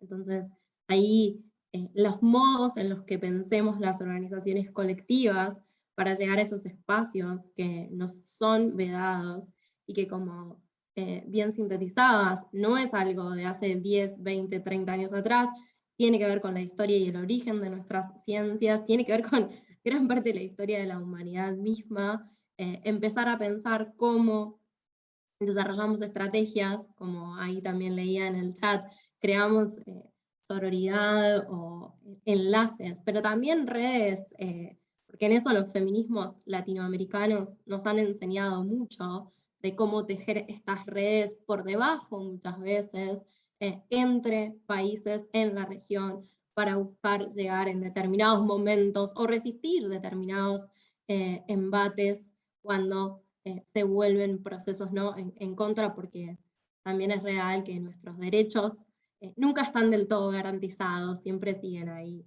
en riesgo. Y en ese punto, las personas que las están escuchando les han hecho un montón de comentarios hermosos por sus presentaciones, están muy contentas, y voy a leerles una pregunta a cada una, y si quieren, hago así, leo una pregunta, contesta una, leo la otra, y así, y después hago una más general, y con eso ya vamos a concluir porque creo que vamos a estar en tiempo. Así que voy a empezar por Pat, voy a ir en el orden en el que fueron exponiendo. Dice: Patricia, es increíble el trabajo que has hecho en Ecuador para reducir la brecha de género en la ciencia. Comentarios como esos, ahora les voy a ir leyendo las cosas lindas que dijeron de ustedes. Y la pregunta tiene que ver con cómo fue la experiencia de crear una red para integrar otras minorías y cómo crees que podemos, desde las comunidades, reducir estas brechas. Bueno, muchas gracias por esos comentarios. Primero resaltar que es un trabajo súper colectivo, ha sido una experiencia extremadamente colectiva el cómo fuimos creando la red y lo que hemos hecho. Y particularmente sobre el ir incorporando, bueno, hay varias cosas de señalar. El contexto que nosotros teníamos es, por un lado, de empezar con investigadoras que habíamos retornado recientemente a Ecuador, entonces había un factor de diáspora, porque no es que nos habíamos ido por el gusto solamente de viajar a conocer otro lado, sino porque no habían las condiciones ni las oportunidades en el país. Algunas que estaban fuera todavía y probablemente que no vayan a regresar porque poder desarrollar sus carreras no es viable realmente acá. Y para nosotros era importante reconocer todas esas, o sea, más que nada era una cuestión de la realidad, es esa. Y fue un poco eso como fue ir incluyendo otros grupos, porque poco a poco se hizo visible también que habían, por ejemplo, muchas mujeres migrantes en Ecuador, sobre todo de Venezuela, de Cuba, de España, que estaban viviendo en el país y que también enfrentaban los otros problemas igualmente de hay que decirlo, de discriminación y también xenofobia, que es uno de los problemas que hay, aparte de la inequidad de las minorías propias locales. Y luego se fue como de pronto empezar a abrir el abanico, ¿no?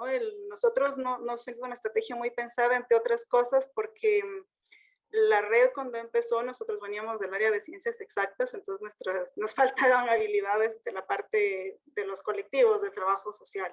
Y fue más que nada nosotras con redes sociales abrirlo, el hacer mucho hincapié en que es algo inclusivo, y eso fue llamando otras investigadoras y empezaron a incorporarse también las científicas de las áreas sociales, que también nos fueron ayudando a abrir un poco más el abanico, también trabajar. Tuvimos mucho apoyo también de otras redes latinoamericanas y también de mujeres trabajando en organizaciones de mujeres que no eran académicas, pero tenían experiencia en organizaciones de mujeres, entonces que nos ayudaron así a hallar el camino, ¿no? De cómo ir llegando a otros grupos. Y de ahí ha sido tratar de ser lo más abiertas posible en escuchar, o sea, hacer estas reuniones así de asambleas e ir periódicamente el preguntar hacia dónde quieren ir, cosas de resaltar. Muchas veces hay cosas que nosotras, claro, conocemos los desafíos como mujeres, pero evidentemente no conocemos todos los desafíos de todos los otros grupos y las otras interseccionalidades. Entonces, el que la red sea este espacio seguro donde puedan visibilizarse esos problemas, donde puedan decirlo. Y desde esa forma ha sido un poco el cómo vamos incorporando y sigue haciendo mucho énfasis en la sororidad, que fue un trabajo también que llevó bastante, porque sí había este asunto y que nos pasó al comienzo, ¿no? Esto que nos decían, pero una red de científicas y solo mujeres no es realmente una red de ciencias.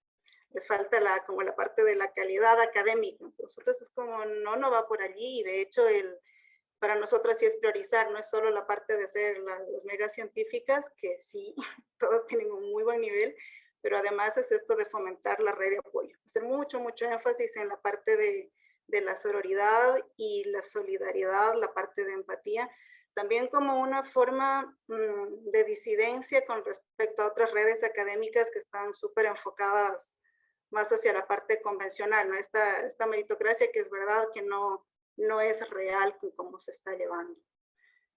Igual me encantaría escuchar las experiencias de los otros lados, cómo las han hecho, que nosotros estamos en constante aprendizaje, entonces también me gustaría si pueden responder esa pregunta las Fran y Eliade. Muy bien, bueno, me gusta porque Pat ya sumó una pregunta, así que yo voy a ir en orden, pero ahora Fran tiene 2 preguntas para responder y Eliade va a tener 2, si es que Fran no le sumó una nueva. Bueno, también, Fran, hay un montón de comentarios, no solo de tu presentación, sino sobre vos. Dice, bueno, Fran, te admiro muchísimo y es un honor tenerte en este conversatorio.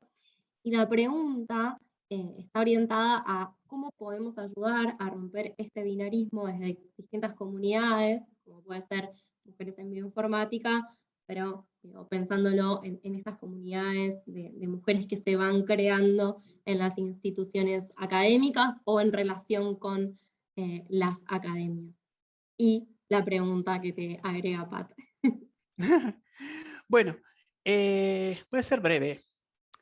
La meritocracia es una falacia. Nos gusta creer en la meritocracia, pero es una falacia.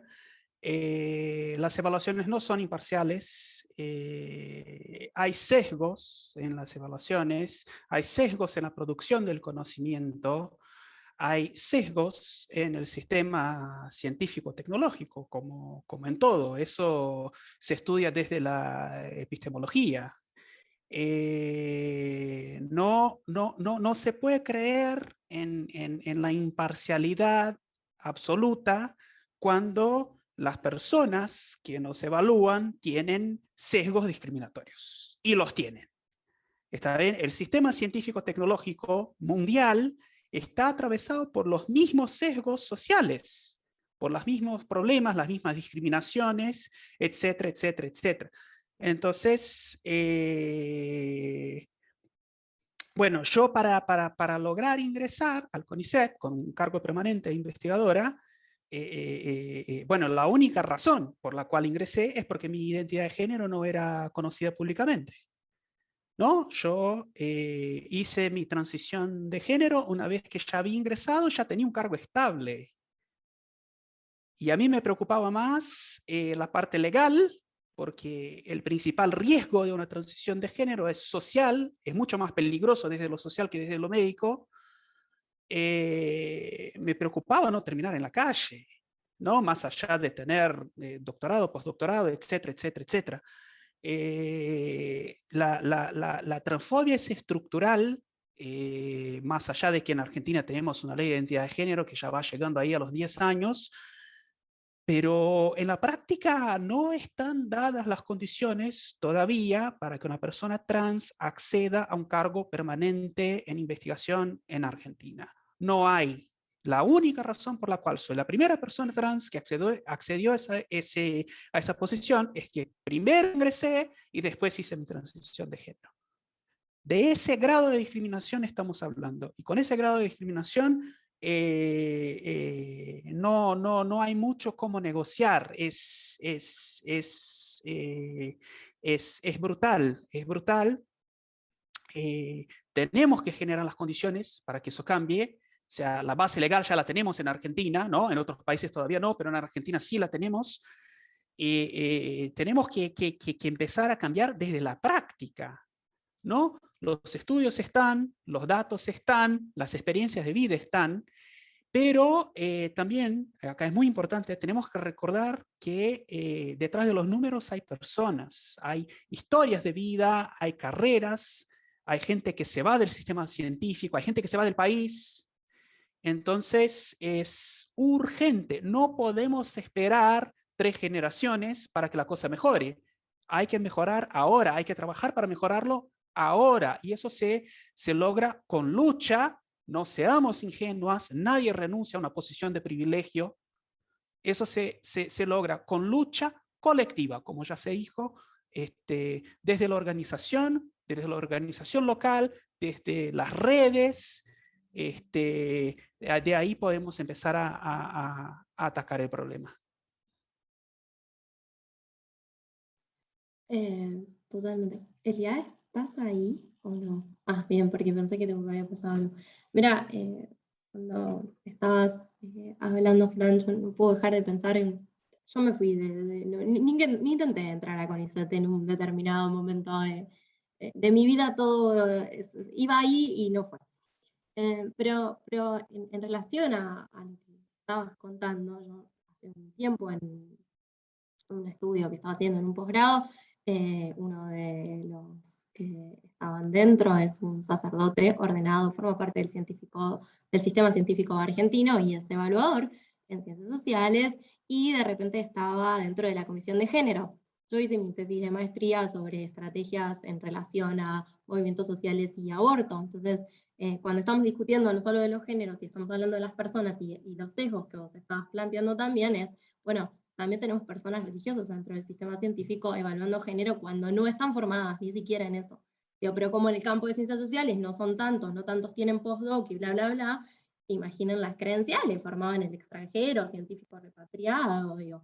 Bueno, eso es ni hablar, de que, como decís, nos surge, y esas son las personas que también son evaluadores hoy, y están dentro, ¿no? Y a mí otra cosa en relación a lo que decías, que es un poco como Arya Stark de Game of Thrones, me gusta llevar una lista de varones académicos que espero que algún día caigan, como diciendo, bueno, a ver, la que tire la primera piedra, estamos todas acá para acompañar y para decir, sí, yo sé esto, digo, porque si empezamos a pensar cuestiones que decían, como decís, es urgente, es inmediato, no se aguanta más, y por un montón de razones todo sigue funcionando así, y una, para preservarse, cuidarse, etcétera, etcétera, termina diciendo, bueno, no lo hago, o pospongo, como bien señalás, en tu historia de vida, una decisión tan estructurante de tu vida en relación de la tranquilidad económica, del lugar donde uno trabaja, la resistencia que vas a tener en ese espacio, ¿no? Entonces,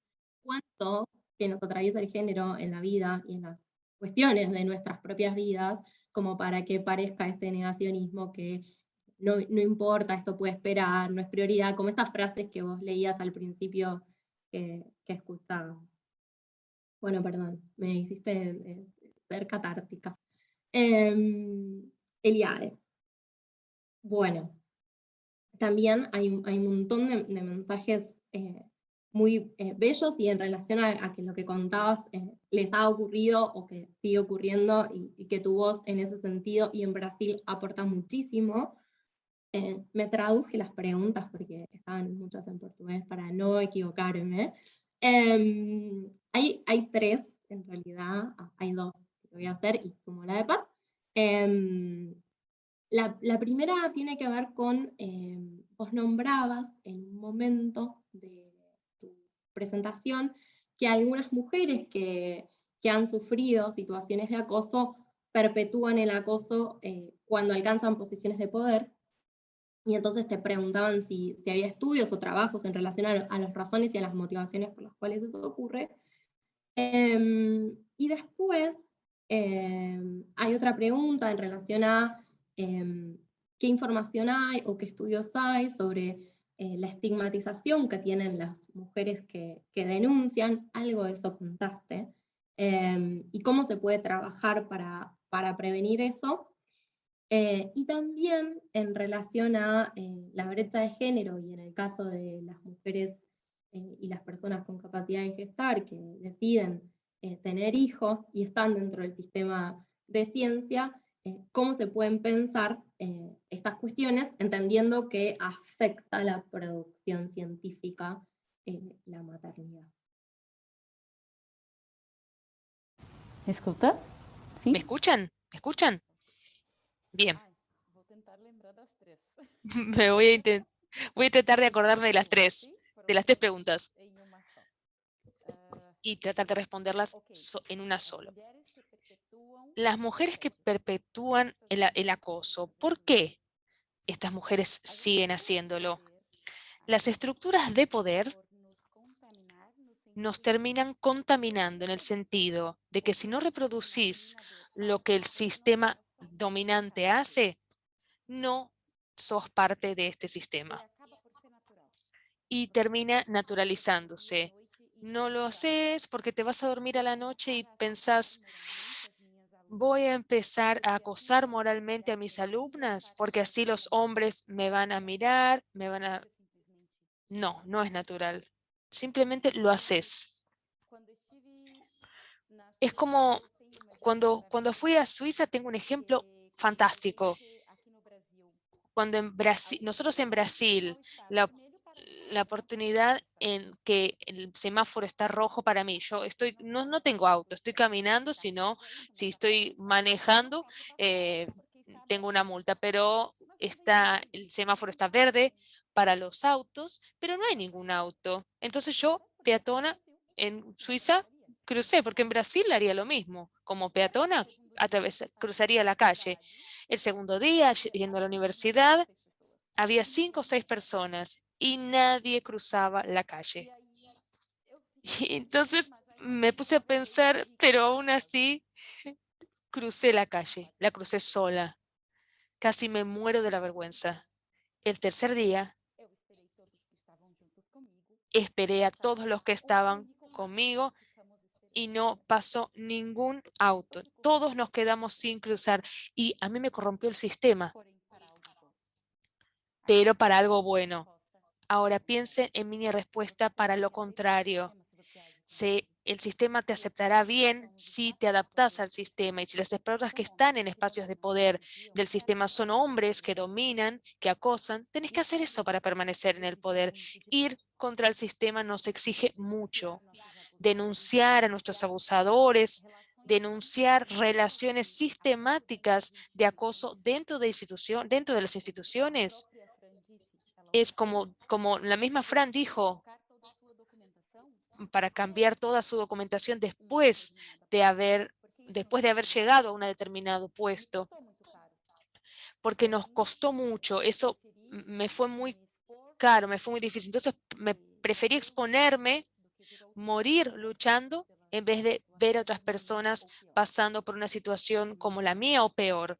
Pero son pocas las personas que se someten a eso, porque tienen hijos, familia, no están en condiciones de mantenerse de otra manera, como ya trabajé con millones de cosas. Si no pasara nada, si no tuviera éxito, puedo volver a trabajar de cualquier cosa. La segunda pregunta no me la recuerdo. Maylen, ¿me la puedes repetir? Sí. ¿Tiene La que ver con segunda eso? sí, tiene que ver con, dame un segundo, la estigmatización sobre las mujeres que denuncian. Sim, se há dados sobre isso, né? Não, Sí. não Que temos. no hay datos sobre eso, ¿no? No tenemos datos. Yo ya le di consultoría a algunas instituciones actualmente, la última a Serra Pilheira, que financia algunos proyectos para hacer un relevamiento de datos dentro de las instituciones que reciben denuncias, institución dentro de la cual actúa la Comisión de Ética. Pero hay una ley de protección de datos, por ejemplo, acá en Brasil. La ley de protección de datos te puede hacer que las instituciones se nieguen a decir si esas mujeres son blancas, negras, etcétera. Además de protección de datos, pueden decir que es una situación de acoso, pero no dice si que es un profesor contra una alumna. Estas leyes nos impiden saber algo más sobre las denunciantes.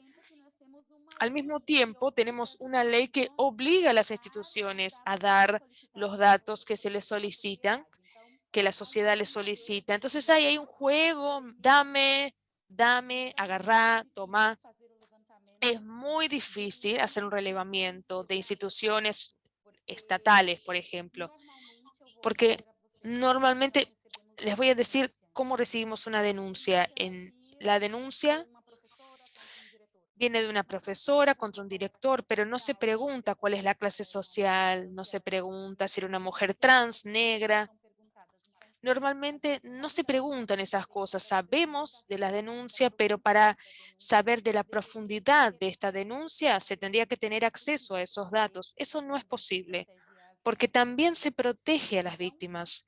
Entonces, en la institución a la que le doy consultoría, también hice otra para mujeres científicas, se está intentando en estos casos buscar estos datos dentro de las instituciones donde se reciben las denuncias, dentro de las defensorías, pero corriendo los riesgos de no tener todo lo que queremos. La forma de obtener esos datos en investigaciones específicas. Por ejemplo, cada una de ustedes dentro de sus instituciones registran un proyecto de investigación sobre este tema y se envían los cuestionarios a las mujeres y hombres y a todos.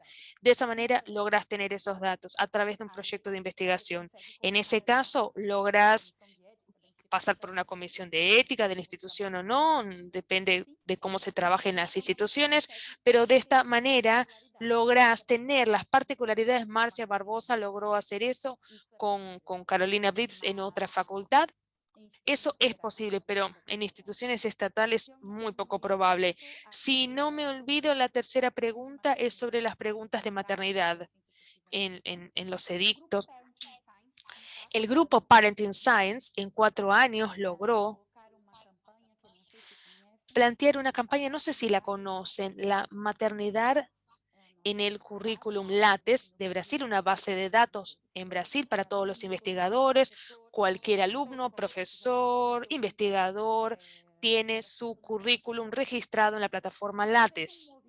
Se hizo un movimiento a través del grupo Parenting Science con exigencias, con firmas de todo, mujeres de todo Brasil, investigadoras de todo Brasil, que pidiendo que mi currículo LATES tenga la opción de colocar cuántos hijos tenés, si tenés hijos. Piensa en la importancia, una persona que está terminando su postdoctorado, que pueda poner en su currículo de LATES si tienes hijos y cuántos años tienen en un concurso público, al leerse este currículum y compararlo con el currículum del hombre que hace 2 años publicando y esta mujer en comparación está 2 años cuidando a un hijo, se puede descubrir la diferencia. Eso solamente fue posible 4 años después. Eso se celebró mucho. Yo no soy madre biológica.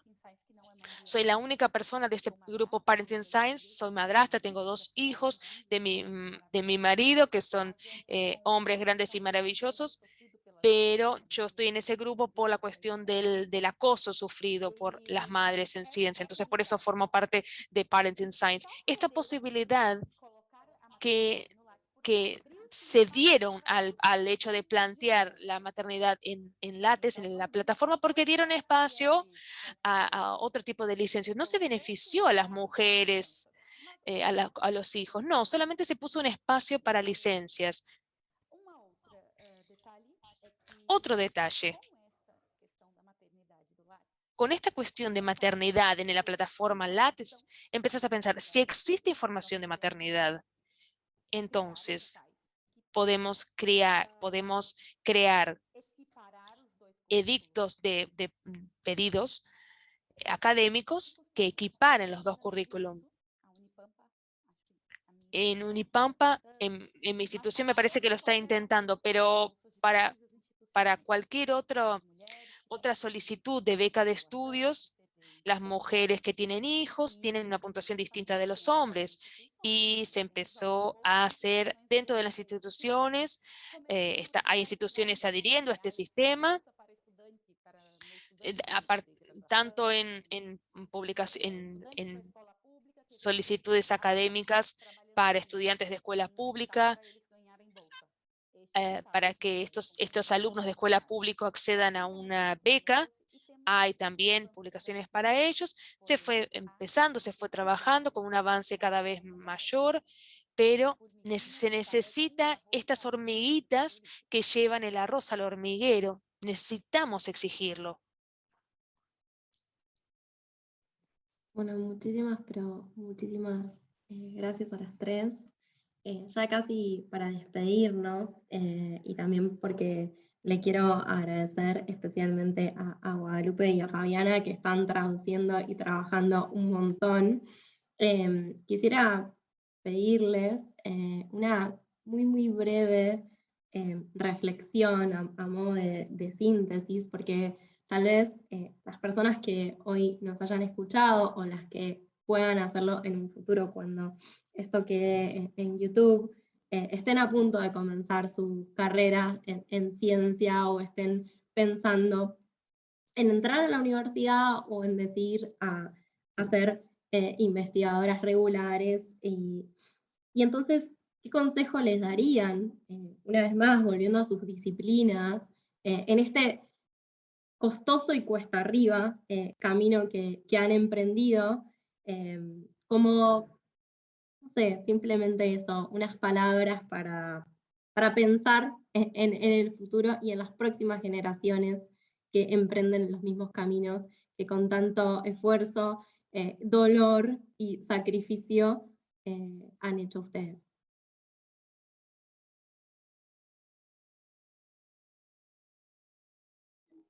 Empiezo. Creo que el principal mensaje es, si quieren hacer una carrera de ciencias, una carrera académica, la primera cuestión es estar seguras de que quieren hacerlo porque les gusta la ciencia, que creo que eso es un aspecto también importante. O sea, no tiene que hacerlo porque le apasiona, no es solo una forma de subsistencia o mejorar las condiciones sociales, sino las condiciones propias económicas, sino realmente de esto que nos gusta investigar. También el tener presente que sí, no hay como romantizar tampoco la ciencia como esta cosa solo vocacional. Hay un montón de cuestiones que hay que luchar, es que a veces uno dice, no, es que uno lo hace solo por el amor y en su tiempo libre, incluso con los propios fondos, pero no es una forma correcta de verlo. Es que nos gusta hacer la ciencia, no romantizarla, y al elegir un laboratorio, informarnos primero de que va a haber realmente una mentoría, que no todo es que se publique a muy alto nivel, sino asegurarnos de que va a haber un ambiente realmente en el sitio donde vamos a estar que nos permita crecer nuestra investigación y crecer nosotras. Creo que eso es lo principal, lo que les diría ahora con lo que ya ha pasado, la experiencia he vivido, sería ese el mensaje. Muchas gracias. Fran. Yo estoy de acuerdo con lo que se dijo.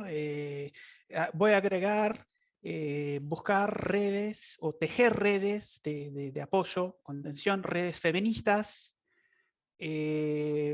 ponerse en contacto con las áreas de género o comisiones, etcétera, colectivos y todo lo demás, porque la pelea es una pelea colectiva, ¿no? Lo que nos trae el feminismo. Así que jamás sola, siempre, siempre juntas, siempre en redes desde lo colectivo. Muchas gracias. Eliade.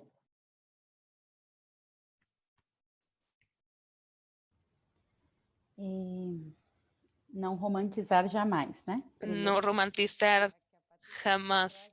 Qué consejo que nos trae Patricia, que es importante. Les voy a contar algo que me tocó mucho. El año pasado me hicieron una pregunta durante la divulgación, la difusión de datos, si las mujeres negras terminaron más afectadas en la pandemia en cuanto a su productividad con o sin hijos. Las mujeres blancas con hijos sufrieron mucho más el impacto que las mujeres blancas sin hijos, que los hombres blancos, pero para las mujeres negras fue indiferente. Y una reportera me hizo una investigación. ¿Qué te hace todos los días? ¿Qué te hace hacer ciencia todos los días? Pensar que podemos hacer algo diferente, que va a quedar, perdurar, no por la cuestión financiera, estabilidad aquí en Brasil, la cuestión financiera se fue, la estabilidad se está yendo, pero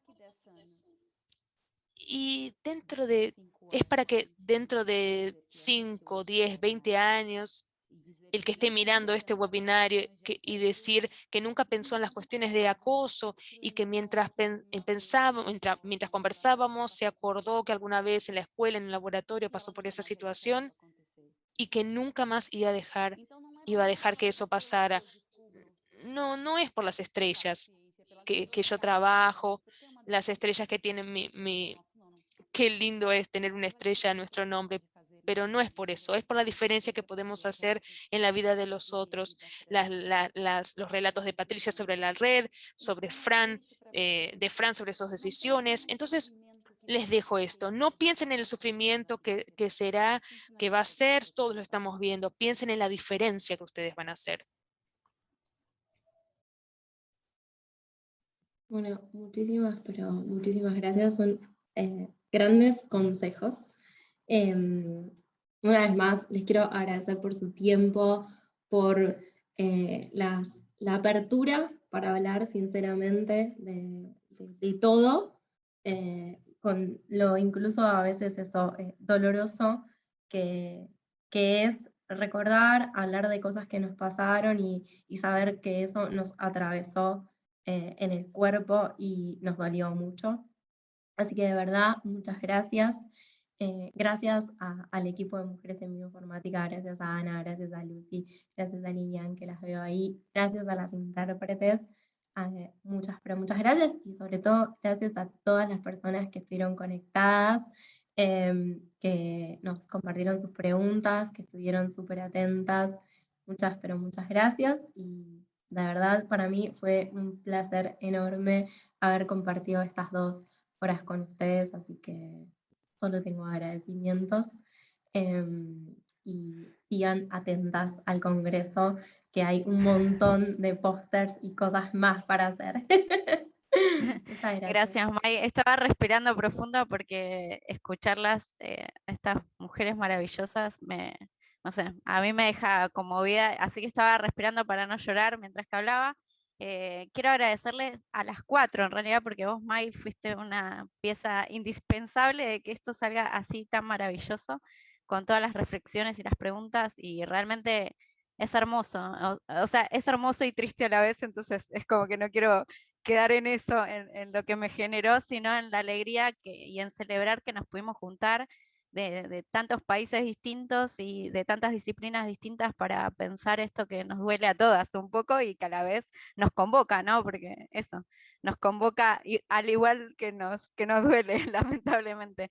Así que gracias, May, gracias siempre a todas las chicas y a toda la comunidad del Observe que que siempre nos está acompañando, y con ustedes tenemos el ejemplo real de sororidad, de cómo nos apoyamos entre comunidades para salir adelante. Así que gracias. Y de nuevo gracias a Guada y a Fabi que están ahí, que son lo más, que las tuvimos ahí, pobre, denle que denle hablar.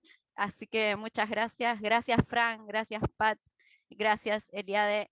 Es un honor para nosotras haber pensado con ustedes. Muchas, muchas gracias. Y bueno, eso, nada, nos vemos mañana con aquellos que siguen en el Congreso, y esperamos que otro año estamos abiertas a que nos ayuden a pensar este espacio para el año que viene. Para nosotras es el espacio más importante del Congreso, la verdad, porque nos ayuda a, como dijo Eliade, a hacer la diferencia. Así que estamos abiertas a sus preguntas, a sus inquietudes y a que nos ayuden a pensar. Así que gracias a todos y gracias Mai, de nuevo, increíble, gracias. Gracias chicas. Nos vemos mañana. Gracias. Chao,